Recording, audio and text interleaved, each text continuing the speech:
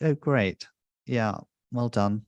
Sorry, Phil, I was on mute. Good morning, everyone. Oh, it's lovely to hear that lovely Welsh lilt. Thank you. How are you, Wendy? Are you good? I'm really good, thank you. Yes, Fantastic. really good. Yeah, brilliant. Brilliant. And we've got Chris. Oh, great. Hi, Chris. Quite a lot of people now. Tina, Chris. Yeah. Morning, Phil. Morning. Pat. And Freddie and Gigliamo. okay. Is Diego, was he struggling to get in earlier, I think? And Neil. Eddie, can I just check you're okay to let people in? Yeah. But I think we should probably make a start, shall we? Yeah. And then we'll try not to be distracted by everyone joining. You never quite know how many people will join these sessions, but we had over 100 people kind of register for this, so we're really looking forward to today's session. I'm gonna make a start. Okay, Grant, you ready? Yeah, let's go ahead. So let me just start by introducing myself to you. I'm Phil Squire. Those of you who don't know me, I'm the CEO of Consalia. We're a sales business school located here in London, and also with an office in Singapore. The Masterclass series is where we invite alumni to come and join and share some of their research. And I'm absolutely thrilled that for this session, we have Dr. Grant Van Ulbrich here. And of course, Grant is, as some of you will know Grant quite well, I suspect, on this call. But Grant is a fantastic exemplar of all the things we hoped would come out of the Masters program. So for those of you who don't know the Masters program, we invite people to do research based on their practice. They do 4 small research projects, and then they do a final dissertation. And we have for years sort of recognized some of the brilliant innovation that's coming out of the different research projects that students undertake. We had this vision to create a hub, an innovation hub, and for somehow to get our students' work known to a much wider audience. And in this respect, Grant is a great exemplar of that. He's here to share the output of his amazing research that he's done on change models. So Grant, welcome. Grant, do you want to say a few words about yourself before we get started? Yes. Yeah. Thank you. I appreciate that. And it's so humbling to be here with you, because you were my guiding light and my mentor and my instructor in the master's program. And I'm humbled to be with you and all of the people here today. So to share what we did in the master's program and how it's continued on into my doctorate and also into the world today, where we're trying to transform sales, but also see how we transform the rest of the world together. So it's exciting to be with you. I am the global change leader, sales leader for Royal Caribbean International, and I'm also the founder of Scared So What Limited. And I think today we want to share the new methodology that has come from the Sales Masters program with each and one of you. And so it's just an honor to be with you today. So I really appreciate it. And Dr. Phil, you were giving the great introduction. Did you want to share the learning outcomes we expect for today's master's class? Well, for sure. The first one of these is to talk about the personal change. I think in the context of the world in which we live, which is changing just so fast and so quickly, this topic is really important. But one of the outcomes of this session is for you to understand what Grant has done in terms of his research, and also to introduce you to a model that Grant has developed based on Scared So What. He'll talk more about it later on.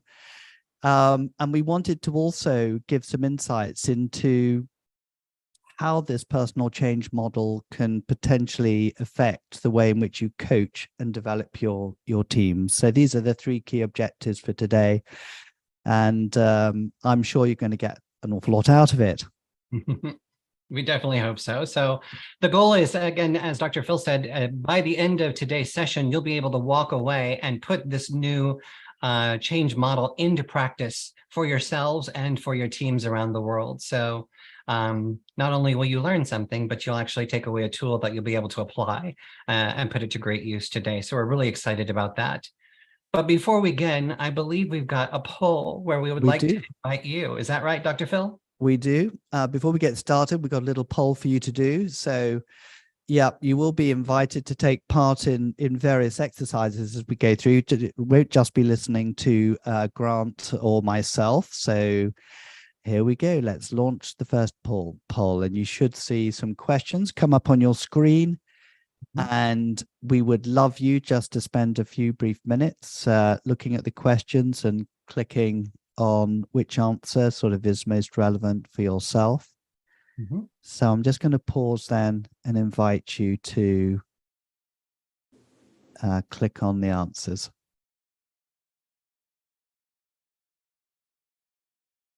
Right. There we go. People are answering quite quickly.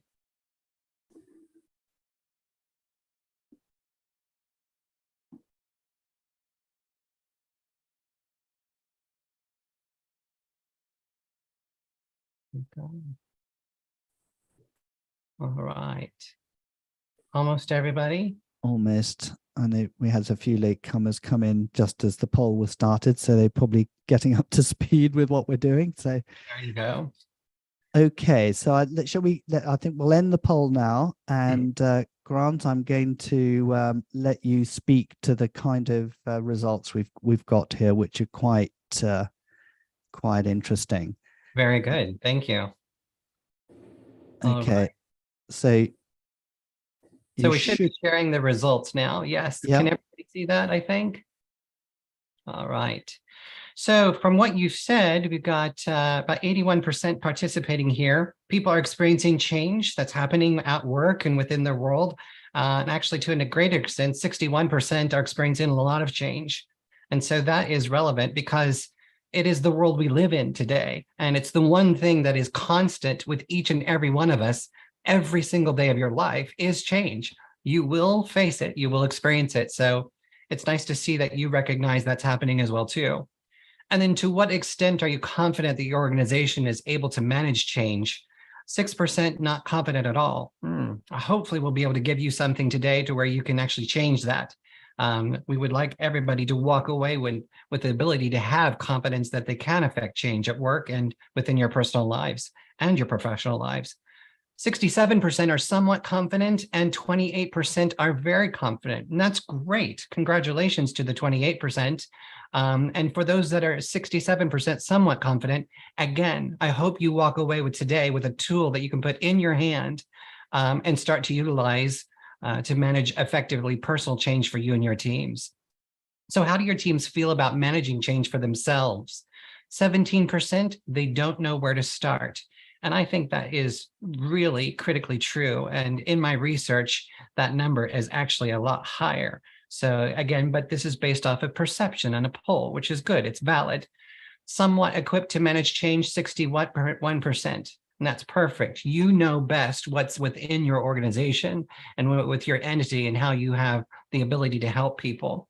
But hopefully today you will learn that there is a new way to help influence and manage personal change. And you said 22% are equipped to manage change. So congratulations, that's great. So overall, I think we've got a good balance right here in the middle, that there's still some opportunity to help people. Wouldn't you agree, Dr. Phil?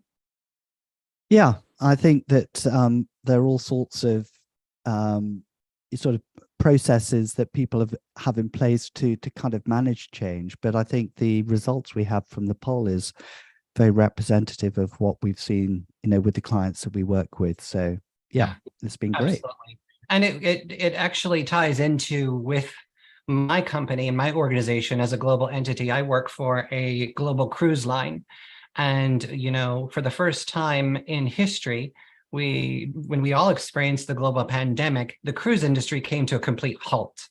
And so you can probably reflect with yourselves the travel and hospitality industry. You know, we had 62 ships around the world, a $26 billion corporation that we went to absolutely zero revenue. Now that is massive change. And yes, it was personal. And that is where Scared So What I'm going to share with you today, was born. This was during my master's program with Dr. Phil and the team at Consalia. And the change model is something that we learned heavily about, but a new process was born, and we wanted to be able to share that with you today. So let's go ahead and talk about this. I'm just going to move this here. So I want to ask you yourself, and I ask this to so many people, what is personal change? And when I ask that question to people, I get a heavy mix of confused faces, blank stares, or just somebody trying to say, well, I'm really not sure. And that's really interesting, because we need to understand what is personal change. And especially in sales, salespeople and sales professionals are caught in between the organization itself and also the B2B and B2C customers that they support. So there's constant change that's happening to our salespeople, and not just salespeople, but leadership and operations and everybody within the organization. So first, I'd like to talk about organizational change. And we need to talk a little bit about this so that we can draw out the differences and review this so that we can understand how do we help the individual. Now, organizational change is a methodology and practice of implementing and processing change within business and within organizations. And you've probably seen some of the models I'm going to share with you today that we learned about in the master's program. And it's probably something that you are very commonly known about. You have a cognitive awareness of what is organizational change. So let's talk about that for just a moment before we go into what is personal change. Now, in the Sales Masters program, one of my favorite sections is Module 4. And that's where I really caught on to this. Organizational change is where we learn about, in leading sales transformation, you have to understand the concepts behind change and change management. And so we were taught about these different models. And you see here, Kurt Lewin's freeze model, unfreeze, change, and refreeze. You see the McKinsey 7S model, which is down below on the left-hand side. Shared values is at the center, but you have in the outer bands, structure, systems, style, staff, skills, and strategy. Now, then again, these are organizational change models. On the right, you see Kotter's 8 steps model. And in the center, he's focusing on, well, what are we doing? We're leading change. And the outer bands on the outer elements are the elements that he prescribes that leaders and management people should go through in order to execute change within the organization. And so we learned about this in the master's program, and we kept going with our learnings to see what was the viewpoint on all types of organizational change. Now, this was one that probably is common or more familiar to you. This is referenced back to Dr. Elizabeth Kubler-Ross, the top graph, and it's called the SARA curve, S-A-R-A, which stands for shock, anger, resistance, and acceptance. Now, this is very interesting because there is no true unknown owner of who created this.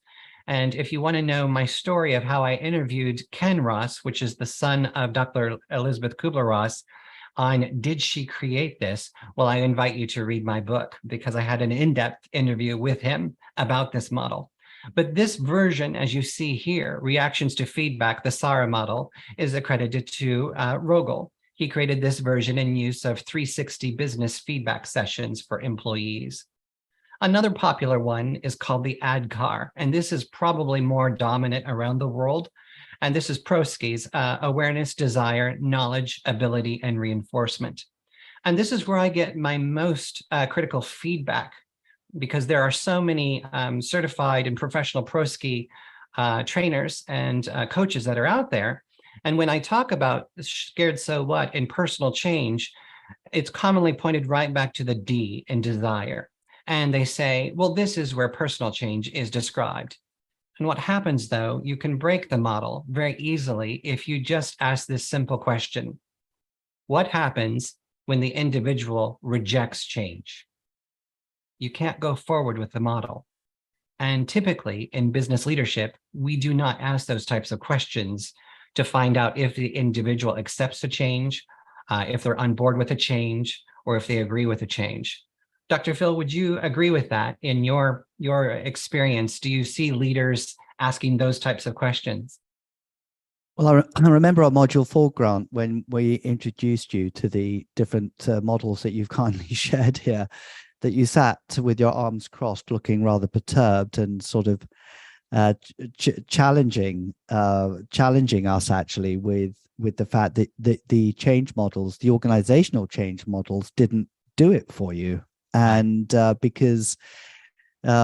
because it didn't address the personal issue, and so yeah, I think that the whole notion of creating a framework to help people at a personal level, not at an organizational level, is one that's really worth taking on board and considering, which is what you've done now. So yeah. Good.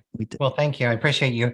Yeah, and it's not normal that we defy our teacher, but you're right. I sat there in that class with Dr. Phil, who was instructing along with his brilliant team, and it just didn't sit with me. And if you look at these models, they're brilliant at what they are designed to do. They are designed to help to lead an organization and lead change within an organization. But the same goes for the others as well too. But the one thing that is common is these models are prescriptive in saying that you will get towards acceptance.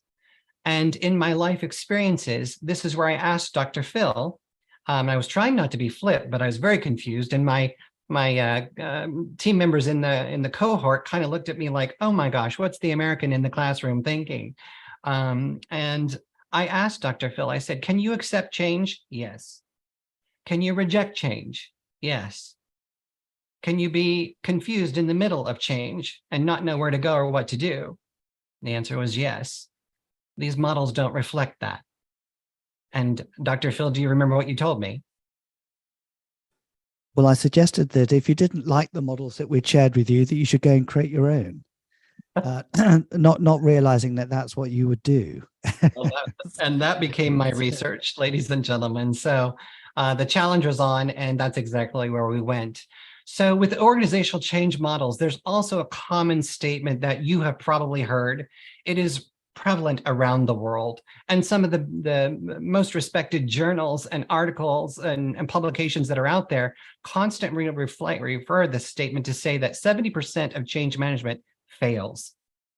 But again, in following Dr. Philip Squires and the Consalia methodology to always find the evidence, to always look deeper and look beyond what is just printed or just what's there and try to find the truth, I asked the question, is this true? Harvard Business Review, it highlights that this is true. McKinsey Studies highlights that this is true. But if you see what we've learned in the master's program to question the evidence, is the evidence there? There is no reference. It's just a blank, vague statement. And it is always listed, but there's never a citation of where did this come from. Fortunately, a good friend of mine, Dr. David Wilkinson, who is the chief editor of the Oxford Review, he's also a veteran police inspector. So this didn't sit well with him in his research at Oxford either. And what he did, kind of like myself, was to contact these leaders of global change, these gurus who have made these models around the world. And he traced this statement all the way back to John Kotter. And what he found out that John Kotter actually said is here. He said, a few of these corporate change efforts have been very successful. A few have been utter failures. Most fall somewhere in between with a distinct tilt towards the lower end of the scale. Now you can assess what that means to you, but what John Kotter is saying is a few are successful, but most of them lean towards the lower end, which is failure. And why is that? And this is where I was in my master's program saying, these models don't work for me because there's something missing. So how do we manage personal change at work? And as a sales leader, how am I supposed to influence, develop, drive, and drive towards success my own people? I can't use a model that's prescriptive on them. I need to do something that helps them to evolve their own thinking. And what is that missing link? Well, the organizational change models, they don't always work. And we know this now. We've seen the statements, we've seen the research, but the global leaders of change, they've always said the missing link is the individual involved. And it's the person who's expected to carry out and execute the change. And when I spoke with them about my new model, Scared So What, their response was, Grant, you've done it. You've bridged the gap between organizational change failure and organizational change success because you're including the individual. And so that's what we want to keep talking about. Personal change, what is it? Before I go on to this breakout session and we start talking with you, what is personal change? Well, it is any change that happens to you, with you, for you, or about you. It's not about the organization. It's about the individual, and it's about you. So how do you manage that? And I think for now, what we'll do is go into a breakout session, and we'll ask you these 3 questions. The first question is, to what extent have you been taught how to manage personal change? So we want you to do a little individual reflection yourselves. The second question is, how do you lead change within your sales teams today, or for your teams, in whatever role and function you support? And the third question is, what is your internal process for helping your team manage personal change? Do you have one? Or do you ever ask your teams those questions? And so, Dr. Phil, do you think we can break out into some different groups here? Yes, I've got the room set up, but Grant, I just wondered before we went into the breakout rooms, because you're addressing this topic of personal change. Well, it's obviously at a very personal level, but could you explain the context of this situation that you're in at Royal Caribbean, when the pandemic hit, and what you observed in the organization, with the news of such a dramatic change to the business? Absolutely. Happy to. Yeah. Okay. So when we were building this in the master's program, we started in early 2018. And then, as you all know, you lived through it as well, too. In 2019, we transitioned into the global pandemic. I was leading sales transformation from Spain with my teams here in Europe, Middle East, and Africa. And we had a large sales force. We had a big office in Barcelona area. And as the global pandemic came through, I had already created the Scared So What model as a part of my work-based learning, and I was utilizing it within the workforce. And what happened was human resources came to me and said, Grant, can you use Scared So What for our employees? Because we're going to have to let a lot of them go. And then this is probably prevalent with a lot of you as well, too. You remember there was a lot of job loss, a lot of transition. And we too were no different. We lost a lot of our sales force. But what happened was I started to teach Scared So What to the members. And Scared is all about your feelings. How do you feel about the change so that you can make an informed decision? And I'll share that with you a little later. So what is your own so what? What's your plan? And how are you going to execute change in the way you want? Now, as leadership, we totally expected from our experience in the past that people would disengage, people would break away, and we expected a certain amount of work to just not happen while we were starting into a transition. But that didn't happen.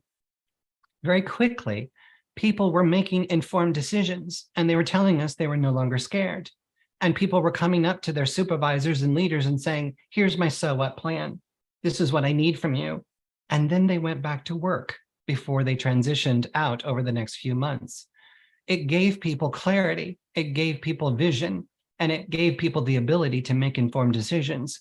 So much so that the leadership asked us, could we share this with our B2B clients as well throughout Europe, Middle East, and Africa? And we did that. We invited over 1,100 travel agents within the cruise industry to participate and learn for themselves.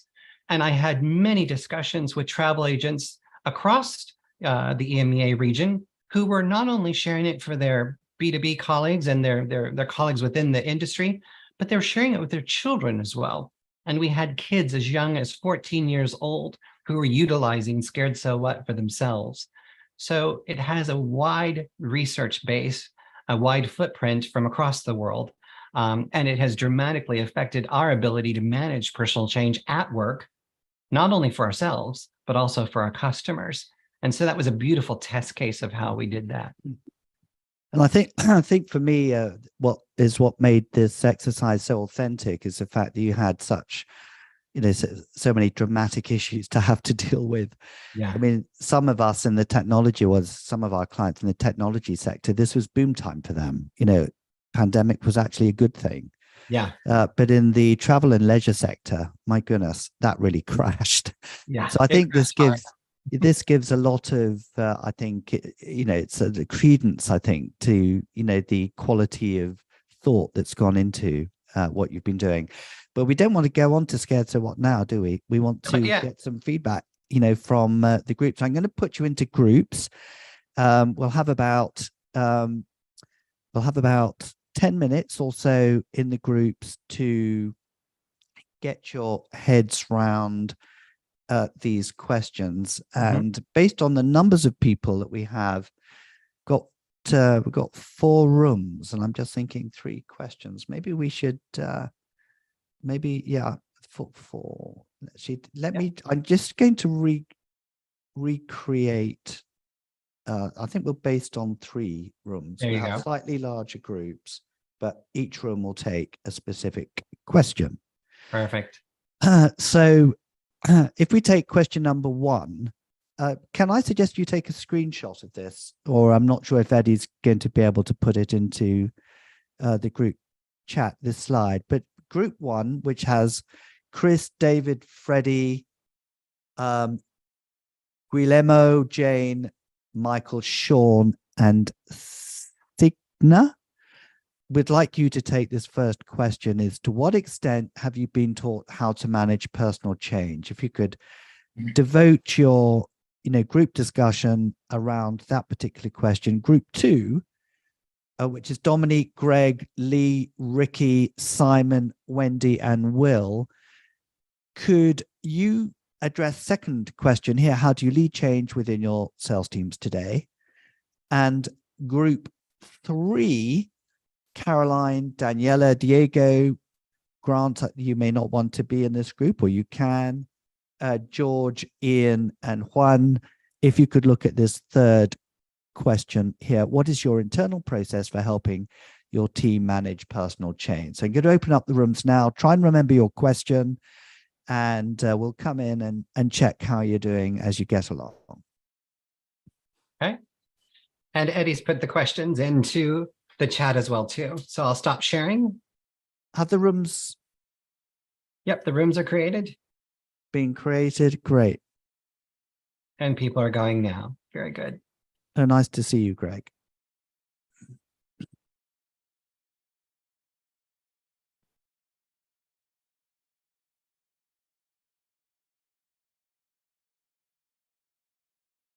Phil, are you going into a room? I will in a minute, but I'm just checking. Juan has not joined. Diego has not joined yet. Jafar has not been, Jafar hasn't been assigned. Oh, okay. Let's assign to, I think, room 3. There you go. Okay.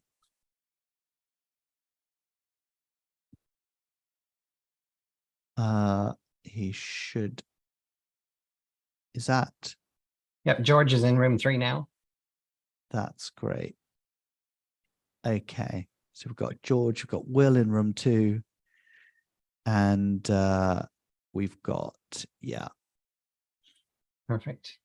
I thought 6 rooms was a bit too many. Oh, that's too many. For the group, but we'll see. Perfect.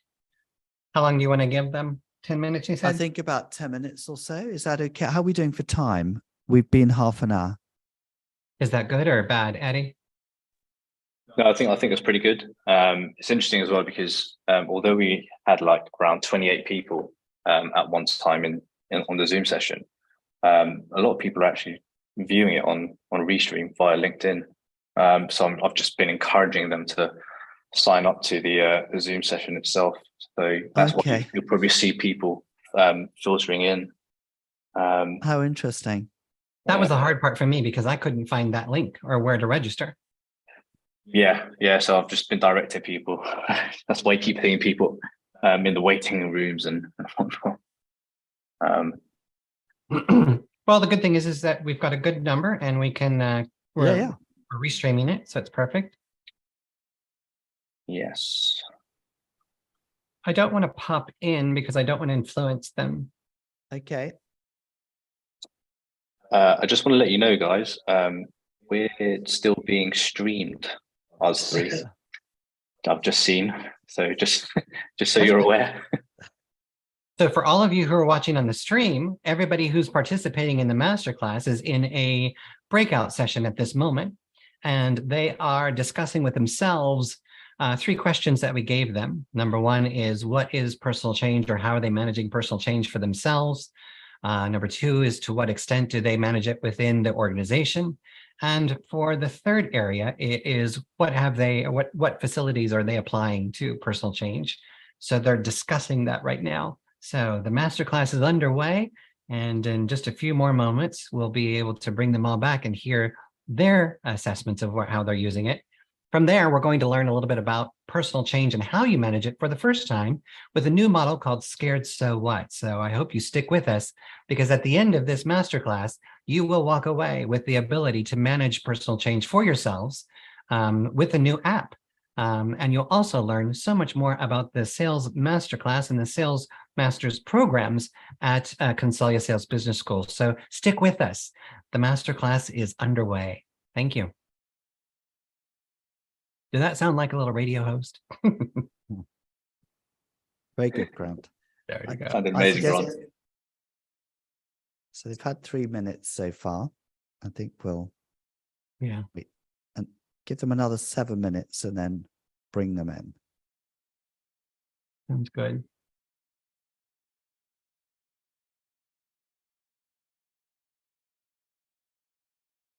I'm just going to go and join room 1. All right, I'll join run 2 and then come back out. Okay.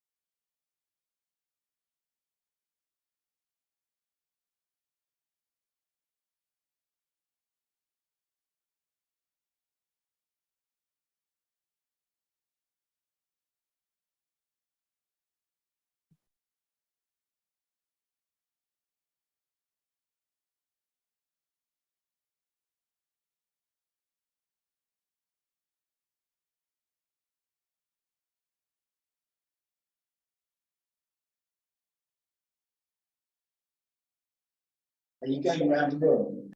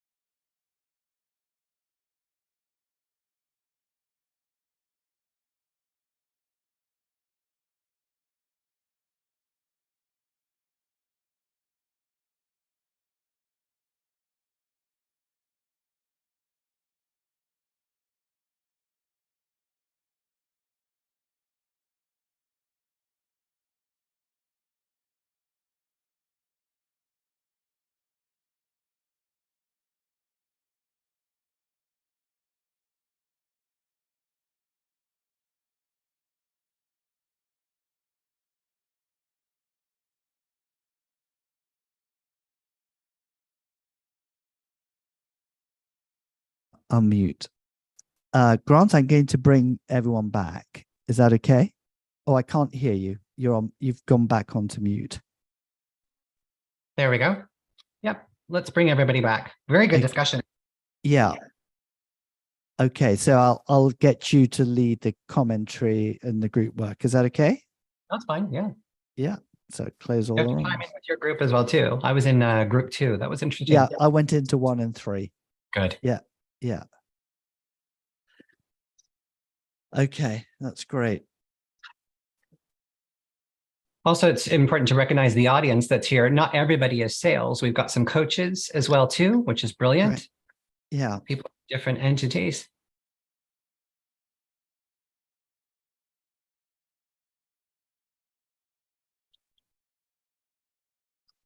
Right, here comes everybody coming back in.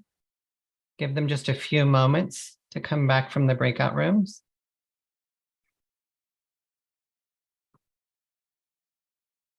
Let's see.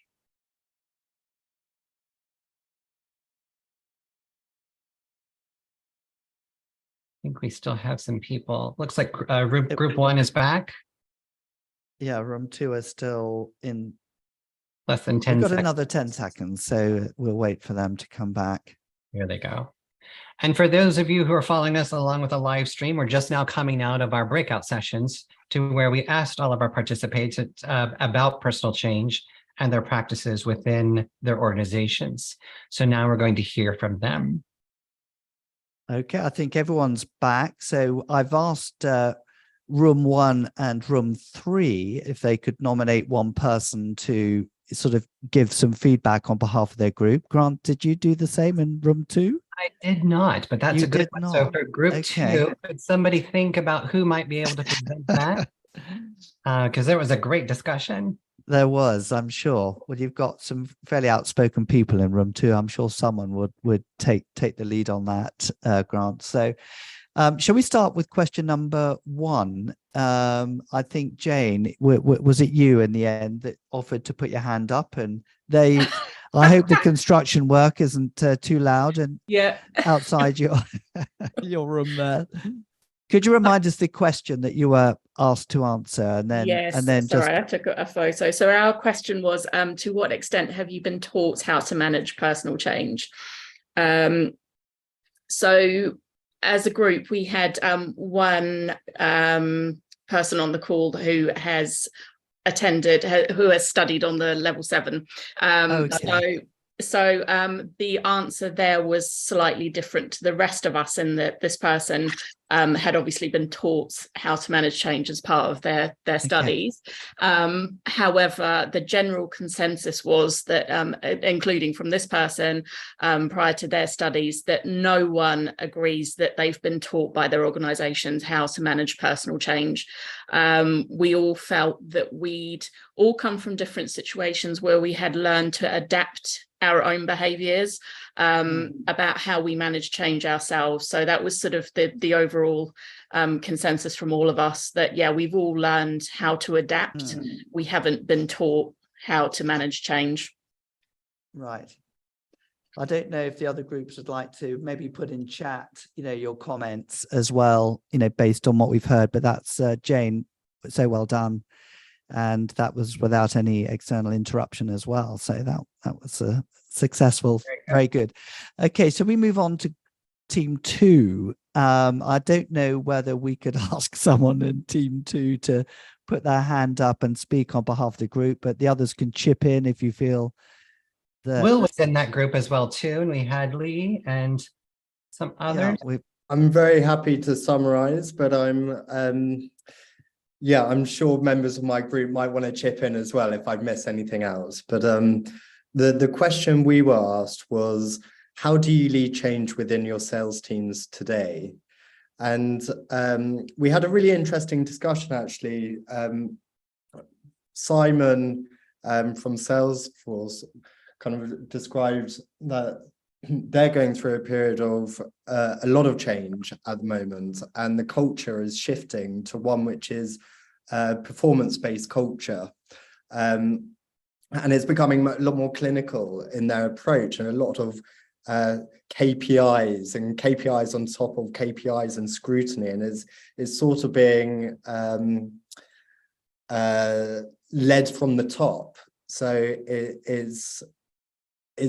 changes sort of being imposed on the sales teams a lot. And actually it was echoed by what Wendy also said at Royal Mail, where Royal Mail's going through a huge amount of change too. And again, it's the focus is a lot more on productivity, and how that is communicated to the sales teams it can be quite challenging. And Greg at SAP is I think sort of echoed again what Wendy and Simon both said about sort of change being quite imposed on the sales teams,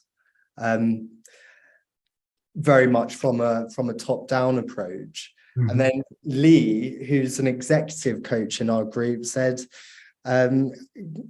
sort of came at it from a slightly different angle, to say that change needs to be participative, and following a coaching framework is a really strong way of helping to manage change.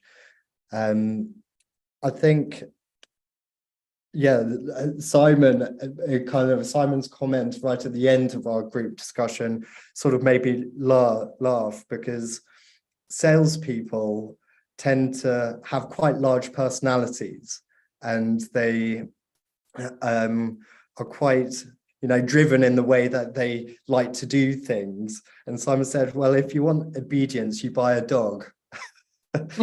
So I think, yeah, I think to change salespeople's behavior the best of times is quite difficult. Mm-hmm. So even if it is being led by the top, is how people buy into that, how people participate in that change is actually a real challenge. Hopefully I've done my group justice there, but please, anyone in my group who wants to chip in, please do stop me talking. It's quiet, so I assume all good. Well, I must admit, I'm not sure if I can teach my dog obedience, as some of you will vouch for. I've been trying to work on it for years, but still. Okay, let's go to room 3. And I don't know if you have a spokesperson in room 3. Was George voted in, or did I was? Yes, I was nominated. You were nominated. Great. Come on, George. Then. What was the question? What was the question? First of all, the question was, what is your internal process for helping your team manage personal change? And I would probably start by saying, I think a lot of the kind of comments within our group echo Group 2's comments around kind of transparency being really key. And I'm trying to make sure that that your team understands the reasons behind change, both the internal factors and the external kind of business conditions.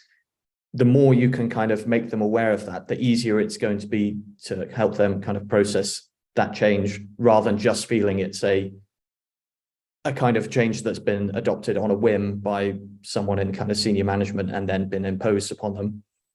And Ian was talking about kind of the methods that he tries to teach companies to adopt around kind of going beyond just kind of transparency behind the reasons, but also trying to talk to individuals, get them to kind of work through what the options are about change. Here's the situation we're in. We can't just sit on the fence and do nothing. There has to be some sort of change to address the current situation, problems or opportunities that are coming our way.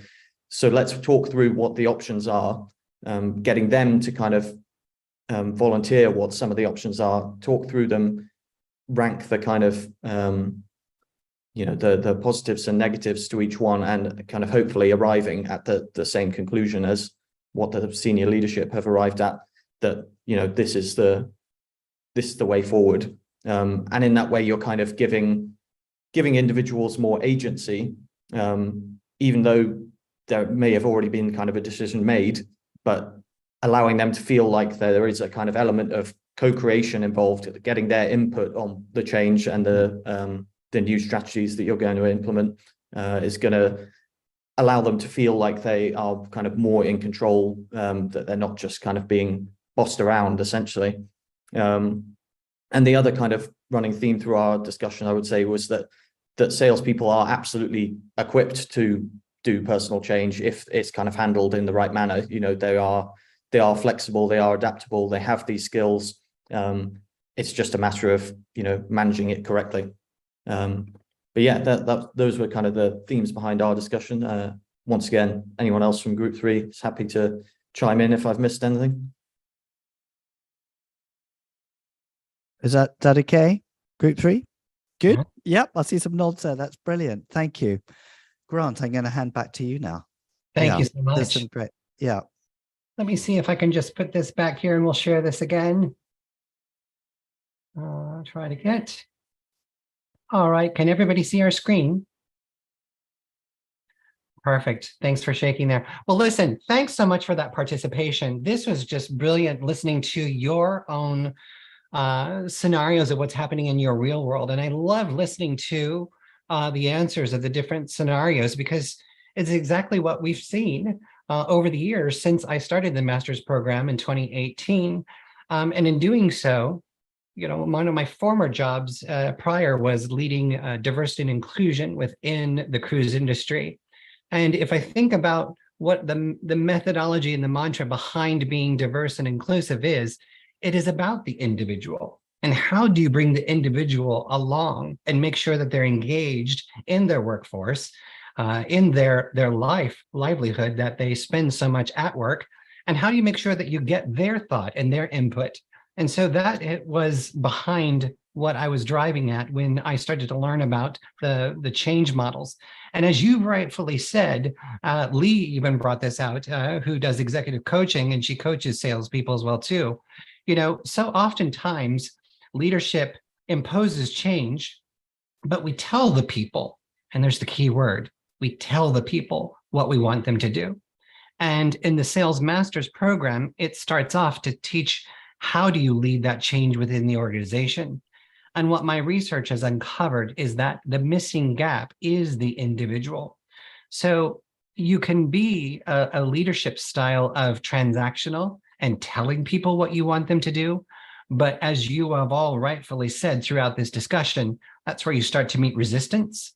That's where you start to see failure. And as our academic leaders and references will show, and our change leaders show, change will fail.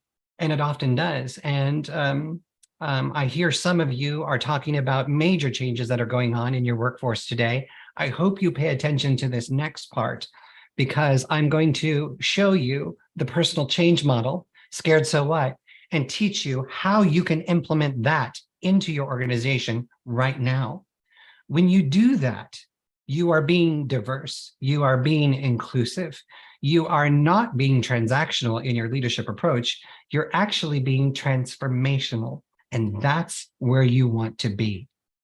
If you want to transform your workforce and to how they are going to lead going forward, then you need to reach at their level and make sure you're being inclusive of them. And today we're going to talk about that. Dr. Phil, did you have something to say? No, I think you've summarized really well, Grant. So thank you. Yeah. Very good. All right. Well, let's go ahead and start to look at it. What is this new methodology and this new way that we've perfected over with research over the past few years? Well, managing personal change was Scared So What? How do we manage personal change? And as a transformational leader who takes off their jacket and who sits down beside their employees, who fosters coaching, and who is being a person who is invested in their development and their growth, you want to foster an element of critical reflection. And we learn about this a lot in the Sales Masters program. Critical reflection is the art of giving yourself space to think, time to make informed decisions versus making assumptions and reactive decisions that we often do so much today. And so Scared allows us to look at your feelings towards the change that you're facing. So that's the feeling side of it. I'm scared of change. And the key here is you don't really have to be scared. This works for all types of change, and I'll show you that in a few moments. But you want to start to become aware of what you can and cannot control versus just living in that anxiety, that stress, and that fear of the change that's being imposed upon you. So you use the scared sub model to break down so that you can understand how you're feeling. And let's take a look at what that is.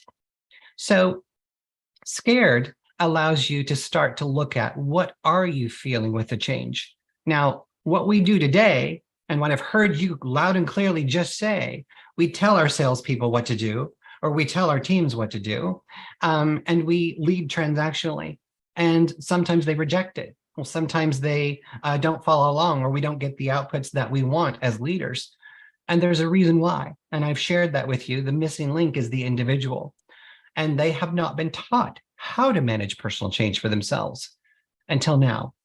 So what we do on the right-hand side is the scared process. At the center is you and your change. You are synonymous with the change because it's about you. This is not about the organization. This is about you and how you feel towards that change. And what the outer bands are, those are your guiding elements for critical reflection. And so what you do is you can start out with surprise at the top. And you can say to yourself, almost like a personal coach or Lee as an actual official coach. I do this as well too as a certified coach. I ask people, are you surprised about the change? But the goal is to allow them to do it for themselves.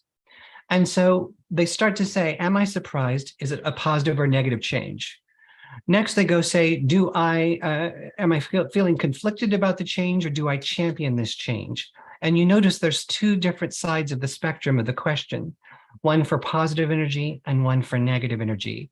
Because what we've learned is that people can reject change just as much as they can accept it. So you have to look at both sides of the spectrum. In the middle is what actions can I take? And just like in sales, at the heart of every sales transaction is the actions that we take as salespeople to generate an action to happen to make the sales occur. The same happens to you in your own mind. We want to generate information. So you have to do some sort of an action. That could be reaching out to a friend. That could be doing some research. That could be calling somebody, reading some emails, reading a book. But when you take in information, you're taking action to generate information that helps you to make an informed decision. And that is the goal. You don't want to be making assumptive decisions or, as we would say, knee-jerk reactions. You want to actually critically reflect on what's happening. By now, you're starting to become more receptive to the change or getting a direction about how you feel towards it. It could be positive, I'm receptive to this change, but it also could be negative, meaning I'm rejecting this change. And that is okay. And I pause there because you don't see that in any other model. People can accept change and they can reject change. And as a leader or a coach or a supervisor or an HR representative, I want to know where my people are in the change process, because it could be they're making assumptions or they don't have the information. And as a leader, it's my job to make sure they have that information.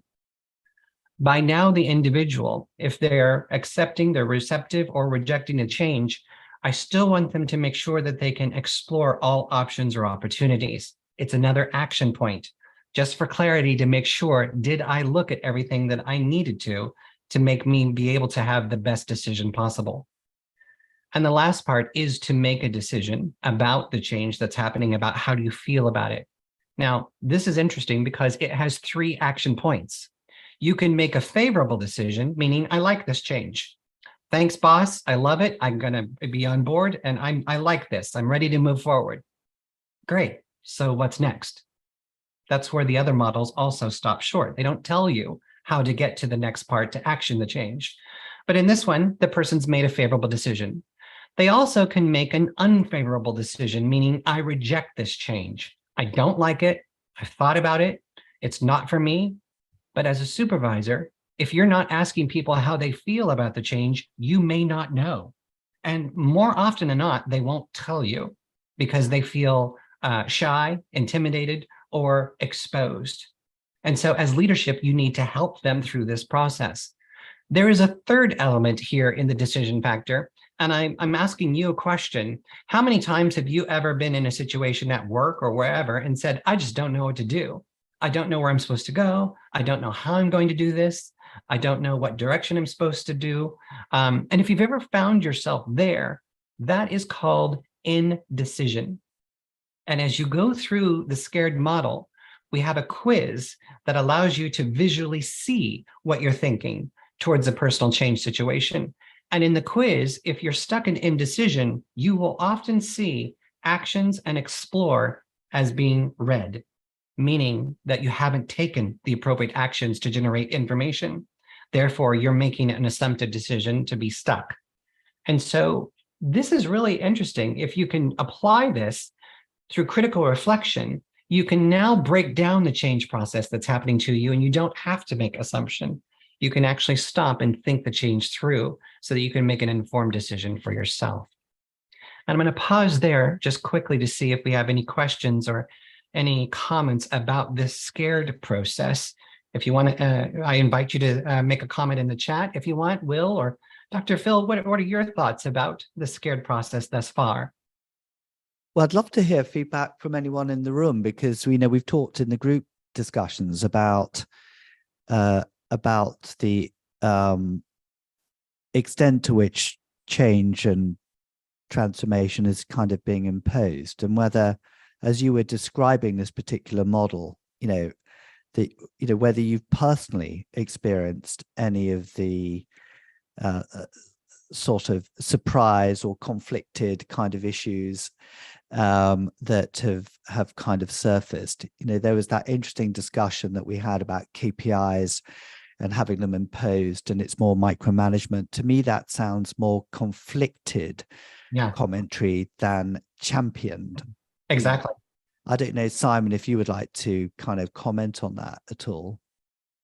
I'd like to just share my thinking, actually. So I was kind of looking at this model and I was thinking, what would happen in a scenario where, if we take the change scenario, if I'm absolutely accepting of the outcome, so I agree on the cause and the outcome, but the method being imposed to get there, I reject.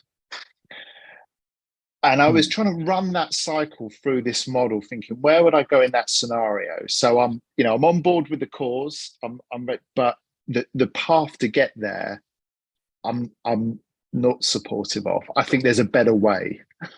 I love that, Simon. And that's where we're going to see the other side of managing personal change. So this first part is scared. How do you feel about it? Which you just said in the scenario, I'm on board with this. I think I can champion this.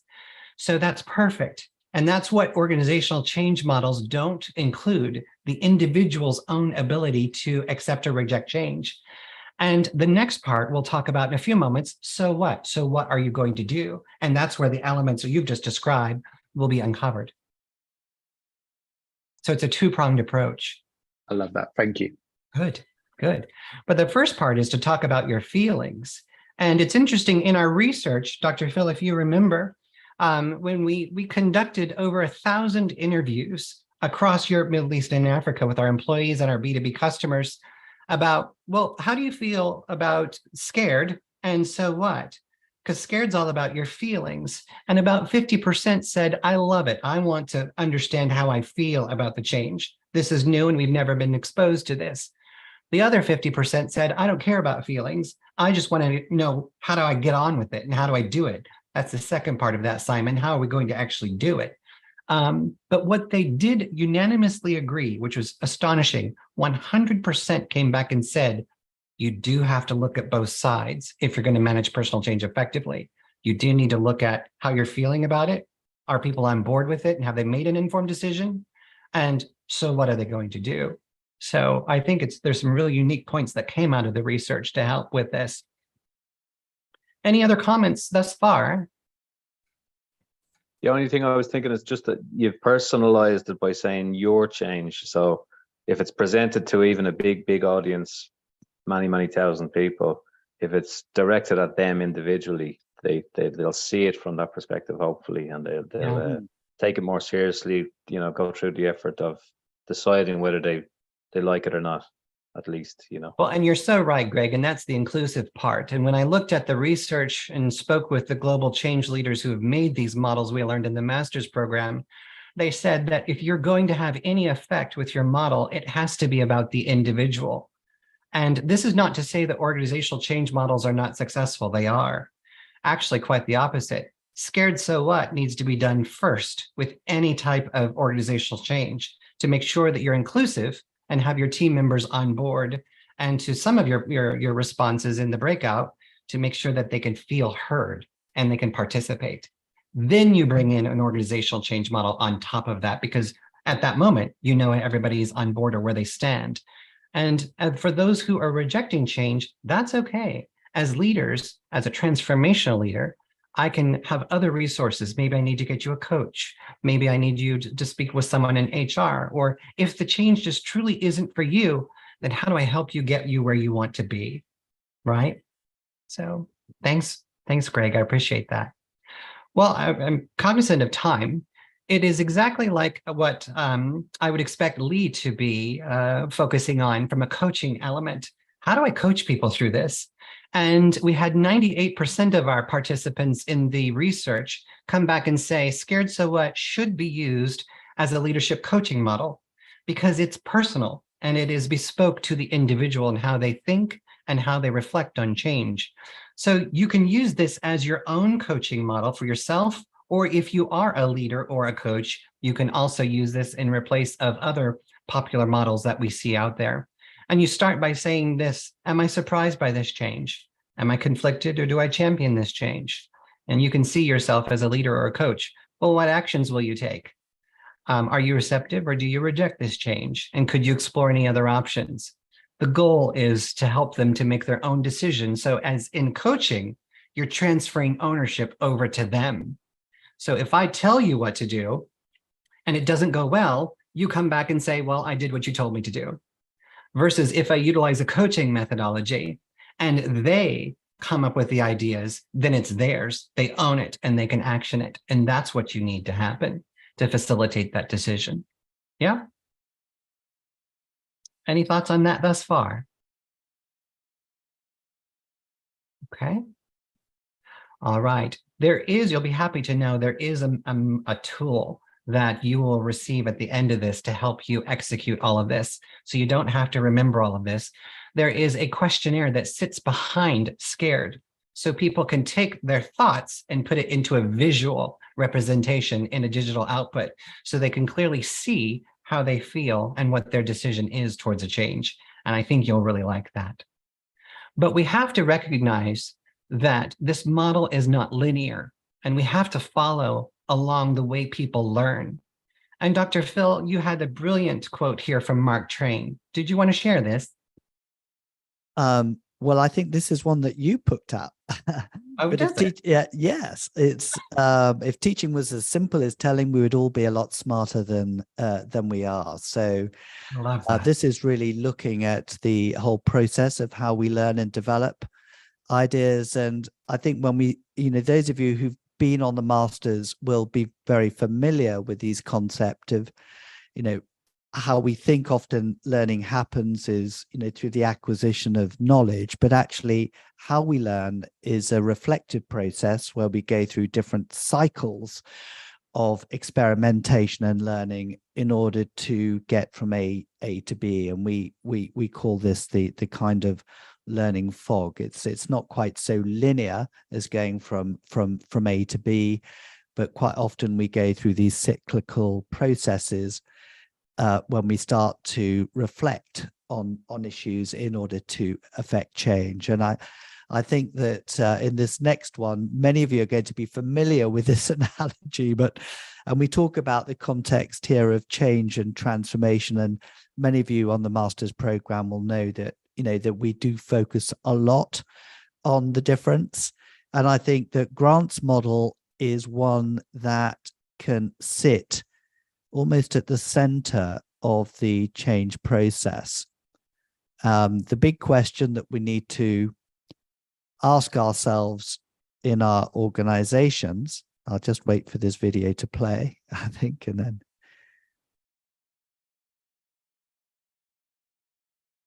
is what is the problem we're trying to solve here?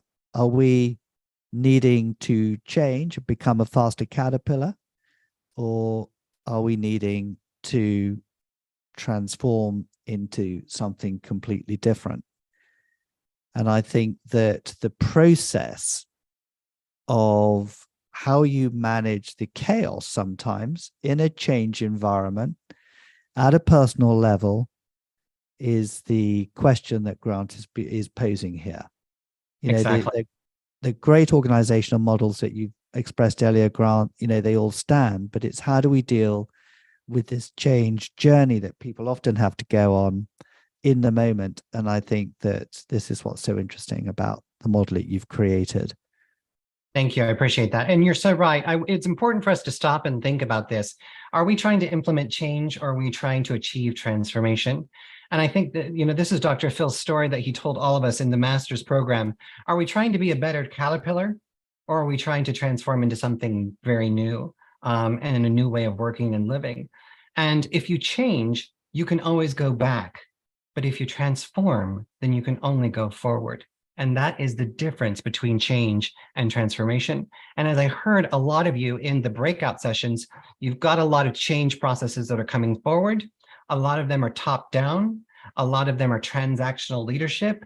And I'm here to tell you from the master's research, you're heading towards organizational change failure if you do not include the individual. And you won't achieve the transformation you're looking to achieve. So you have to understand within Scared So What, it's no different. The model itself is unlike the organizational change models that you have seen today or what you'll learn about. It is not linear.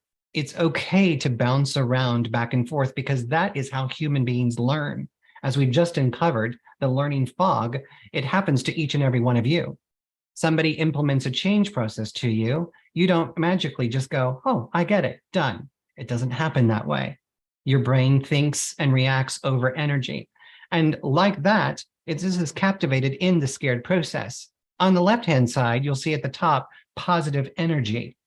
This is for positive change. Think of a change like you're getting married, or you're getting a promotion, or you're getting a new job, or moving to a new house. Isn't it interesting that you still feel anxiety, rapid breath, rapid heartbeat, etc.? Your mind and body is still experiencing a massive change and telling you to do something. The same is for a negative change at the bottom, which is negative energy. And it means that I'm not feeling good about this change. And so like the way people learn in the learning fog, you as the individual will bounce back and forth through positive and negative energy. And some changes are just neutral along the way. And over time, you come to make a decision about it. The goal here with Scared is to allow yourself to critically reflect, understand that you're going to have positive and negative moments, but you want to make an informed decision for yourself. You don't want to make an assumptive decision. And hopefully that makes sense to you. So this is built bespoke for individuals on how they actually think and learn towards change. Where the organizational change models stop is where Scared So What moves forward. So once you've made a decision about a change, you often find yourself saying, well, so what? So what does it mean? Or so what can I do about it? And that's where we took the elements of how do you manage change and we made them bespoke for the individual. So again, now that you've made a decision, your change is still there. We're not done yet, right? And we're not ready to go ahead and put that organizational change process into place because the individuals themselves don't know what they're going to do for themselves or how they're going to manage the change for themselves. And the key words there are for themselves. So you still need to function as an executive coach, Lee, or as a transformational leader to the rest of you and help people to get through this journey. And you can do that with the so what methodology. This is bringing the model together, scared for feelings and so what for the action. And again, you're still at the center. It's your change. You've just made a decision about it. But what are you going to do? Well, at the top, what's your strategy? What are your strategic items that you'll input to make sure your change is successful? Now, that's where you can start to put your KPIs. and how you're going to support those KPIs that I've heard so much about in the breakout sessions. But then ask yourself, what other options or opportunities do I have? You want to be thorough. You are still in critical reflection and you're thinking out loud to yourself or silently. You could just be writing this down.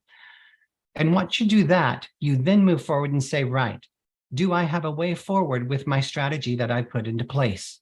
If you can answer yes, you want to move on. If you can't answer it, you want to take that critical reflective time so that you can review your strategy and options so that you have the right elements in place. You might need to ask somebody, ask a supervisor, ask a colleague, or invite someone and say, hey, this is my plan. Does this make sense to you?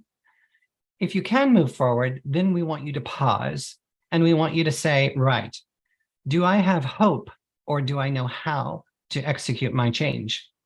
And why hope? Well, hope gives you motivation. Hope is your internal inspiration. Hope is the fuel within the individual to make things happen. If you don't have that, it's not going to happen. And you've seen that too many times as coaches and as leaders. Well, people were just not involved with their own action plan, or they didn't know how they were going to achieve it. So if you look at your strategy plan and you say, I don't know how I'm going to do this, then you need to pause and you need to reflect on your strategy until you can see clarity. Then you move over and you say, right, what actions will I take to ensure that my change is successful for me?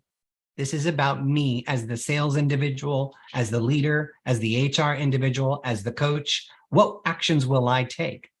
And then finally, what will I do to take ownership of my change? That could be timelines, that could be bullet points, that could be emails that I need to send, or it could be something that we often forget. And that is just to say, congratulations to myself. I did it. I executed the change in the way I wanted. So now I'm no longer afraid. I've made an informed decision and I've utilized my own plan to execute the change. If you can get here through scared, so what? And you can have people breaking out with taking their own ownership for change. Now you're ready to apply an organizational change model on top. We're all aligned. We know who's on board with the change. We know who's not on board with the change and could benefit from more coaching or more leadership or maybe a different alternative. And we know how to execute the change going forward. Now we can use the organizational change model to say, how will we go through to identify our steps together? And this is about you. So Scared So What is about the individual and being inclusive to bring the individual on board with the changes so that you can achieve that transformation. You don't want to just change because you don't want individuals to go backwards. You want them to transform themselves so they can transform their business as well. Yeah? Dr. Phil or anyone, any thoughts thus far?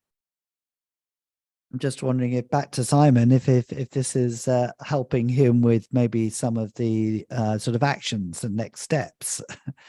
Well, it's certainly sparking a lot of reflection, I can tell you at the moment.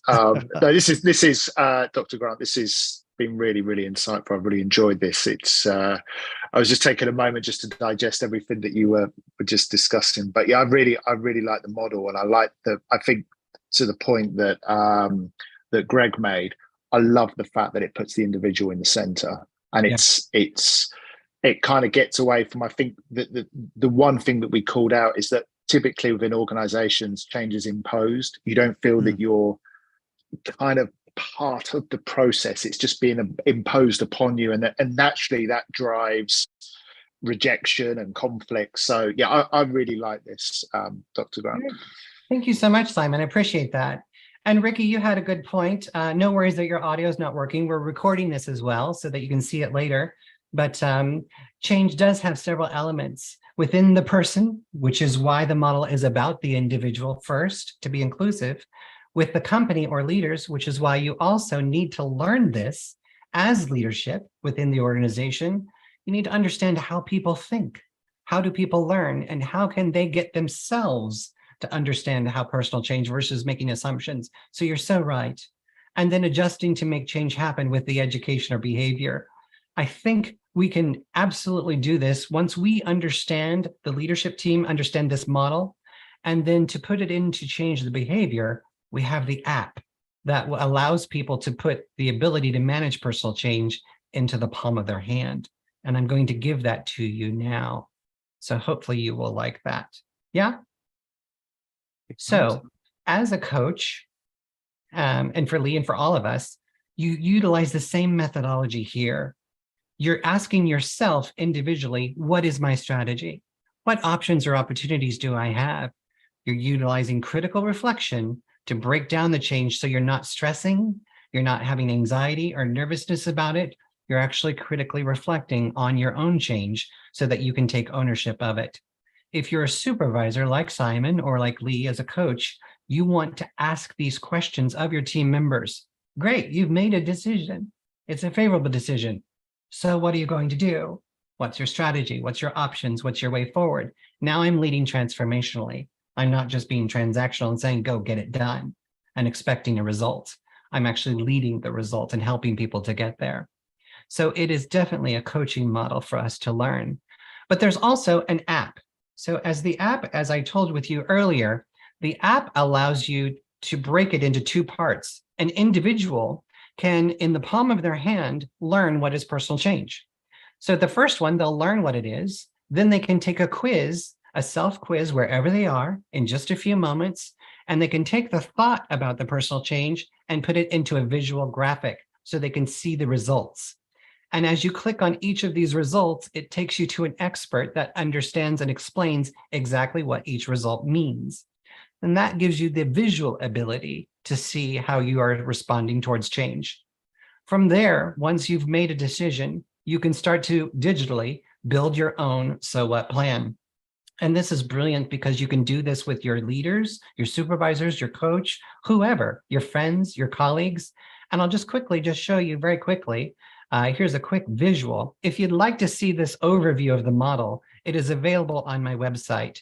This is free for individuals to use. If you'd like it within your organization, just reach out to me and I'll help you to get it there as well too. But it is a free-flowing app that allows people to manage personal change in the palm of their hand completely by assessing change and then also making their own so what plan. And then there's resources available that helps them to support the change and make it applicable for them.